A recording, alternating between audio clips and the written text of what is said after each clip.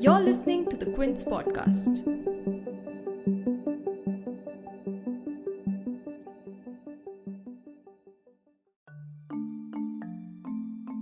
Nearly 20 years after invading the country, the United States has decided to call a timeout on the forever war in Afghanistan and decided to pull out its troops. Although the move is not sudden, it may have left the country at the hands of the Taliban, who are gaining control of new areas for the past 2 months. In fact, the troop withdrawal announcement made by President Joe Biden in April this year has led to a drastic uptake of Taliban violence, leading to many countries evacuating the diplomats from Afghanistan. India too on 11 July evacuated 50 diplomats and security personnel from its consulate in Kandahar as the Taliban continues to expand its footprint in the country. Now, the withdrawal of troops stems from the ceasefire agreement signed with the Taliban under former President Donald Trump in 2020, where the Taliban assured that it will not attack any US forces in the region if the US withdraws its troops completely. A day after Biden's announcement, NATO also issued a statement announcing that it will also pull out its troops from Afghanistan, effectively leaving the country's security at the hands of the Afghan National Defense and Security Forces. The situation being as grim as it sounds, and with the peace talks between the Afghan government and Taliban being frozen in place since 2020, where is Afghanistan headed? Is there any scope for peace in the country? And what is the way forward for India in terms of engaging with the region? To gain an understanding of these developments, we spoke to former Secretary West of the Ministry of External Affairs and Ambassador to Afghanistan, Vivek Kajju.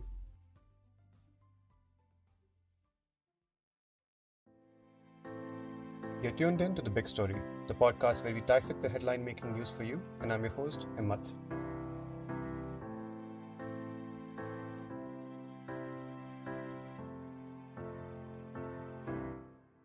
The Bargam Air Base, which is symbolic of the US military operations and presence in Afghanistan, was emptied out on 6 July, that too with no notice to the Afghan government. According to a statement by the Pentagon, the withdrawal of American forces is 90% complete, and by 11 September 2021, which is the 20th anniversary of 9/11, only 650 personnel will remain in the country to provide security to the US Embassy in Kabul. Now, defending the drawdown of US forces, President Biden stated in a speech on 8 July that the US, quote unquote, did what it went to do in Afghanistan, which is to ensure that Afghan soil is not used for another attack on America. Pertinently, he added that, quote unquote, it is the right and the responsibility of the Afghan people alone to decide their future and how they want to run their country. However, he acknowledged in the speech that the possibility of, quote unquote, one unified government in Afghanistan controlling the whole country is highly unlikely.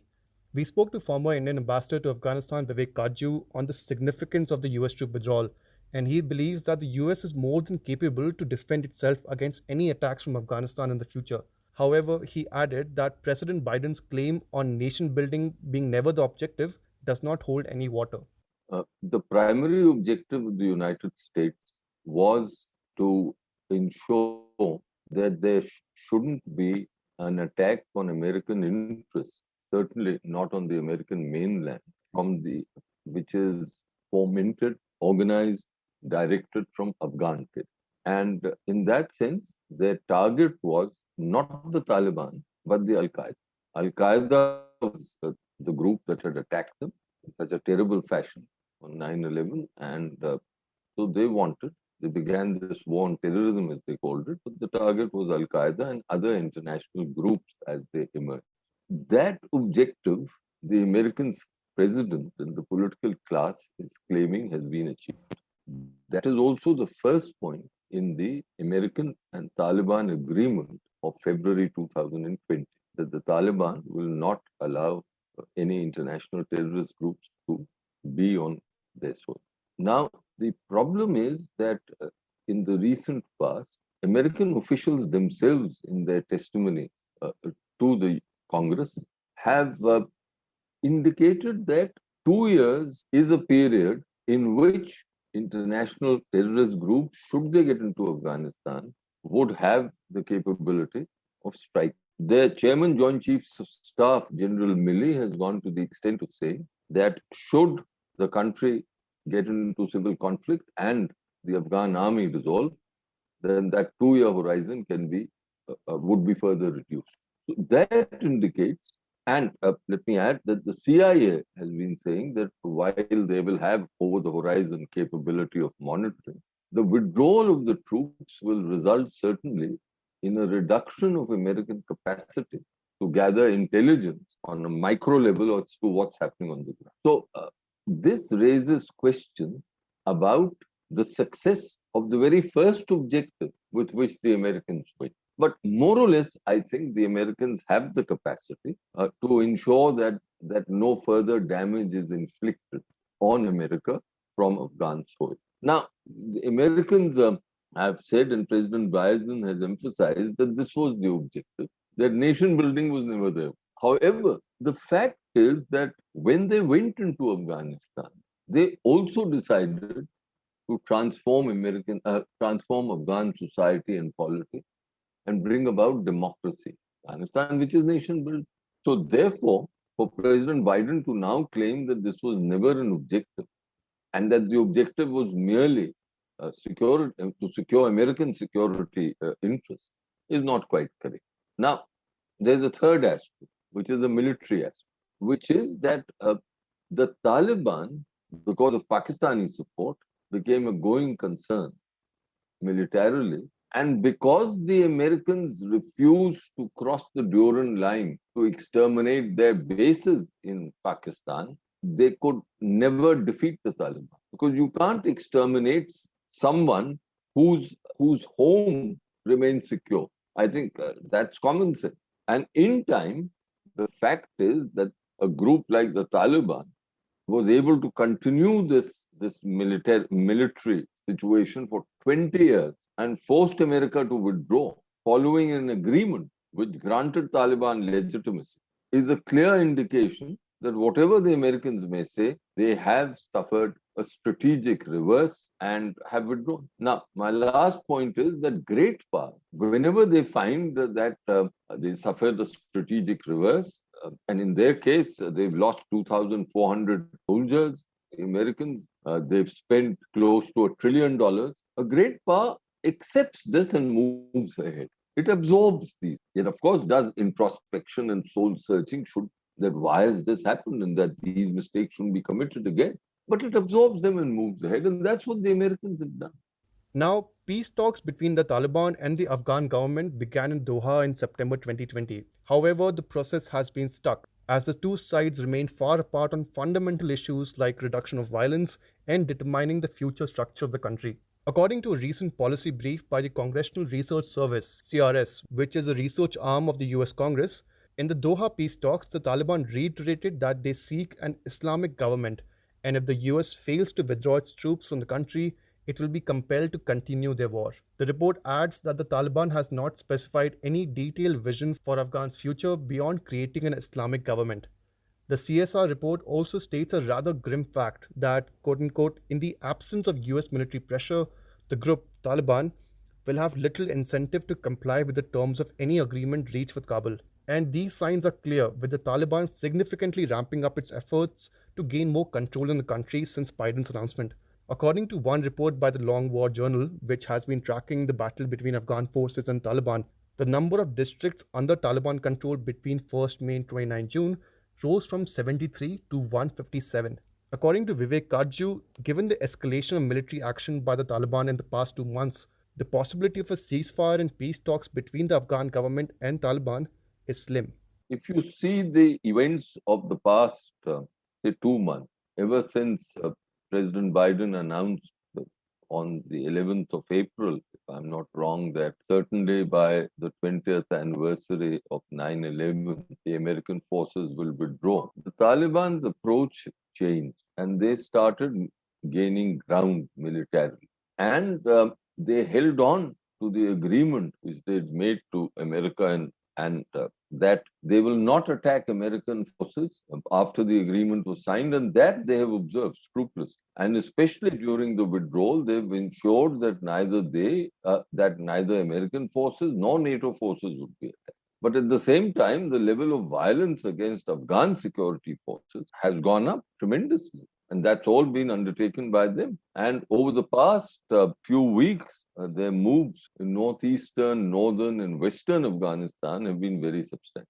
Now, the question is whether this was all undertaken by them to gain ground so that when they enter into negotiations, they do so from a position of strength, or whether this was undertaken because they think that they don't need to talk anymore and they don't need to observe the 3 points mentioned in the Blinken plan, which were essentially that there will be the formation of an interim government involving the Taliban and the Kabul authorities, and there would be ceasefire, and then there will be discussions among the Afghans for a future dispensation. This still remains open. It seems that the possibility for this plan to be implemented is getting slimmer, but it hasn't evaporated.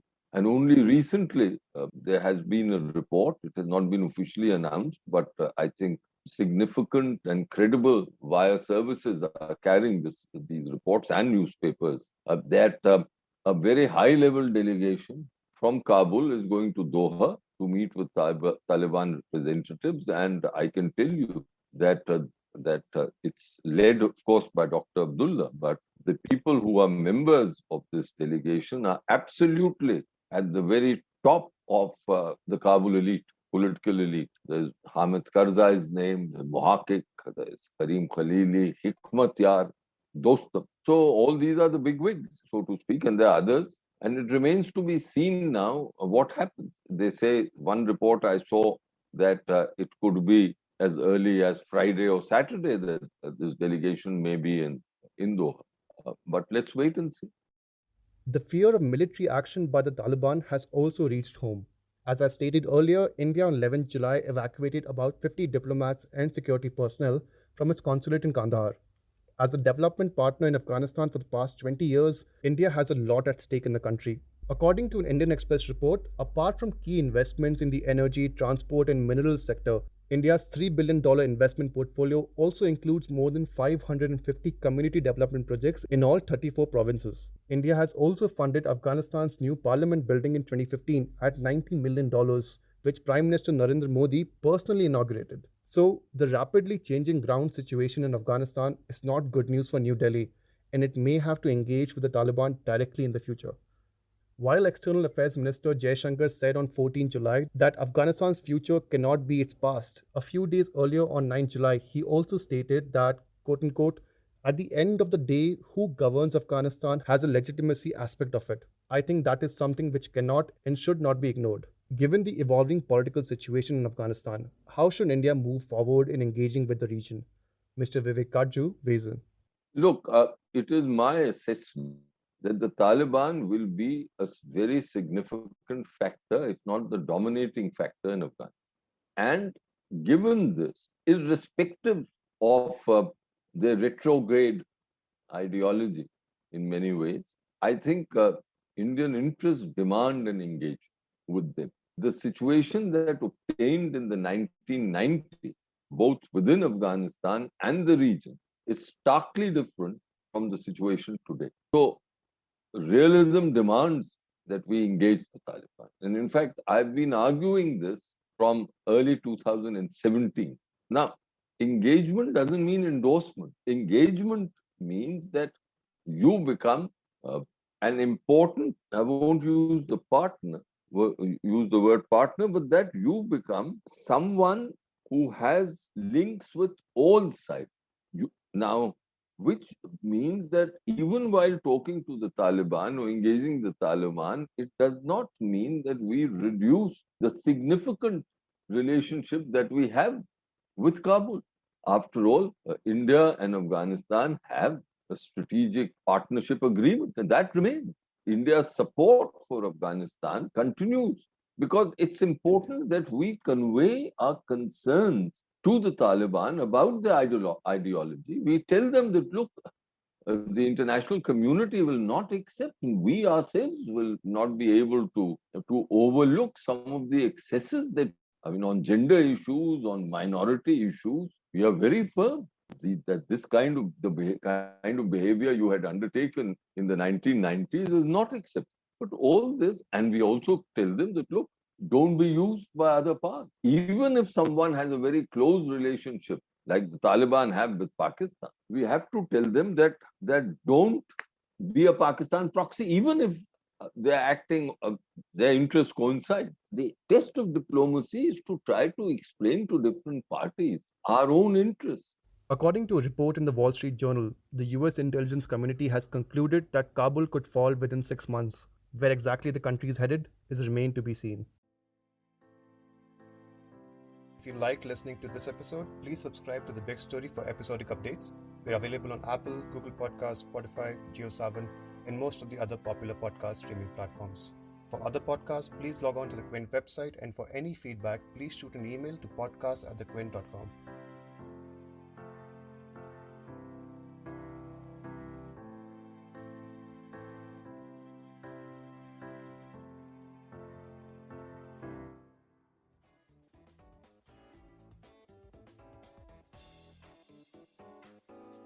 Thanks for listening. Log on to the Quint's website and check out our other podcasts.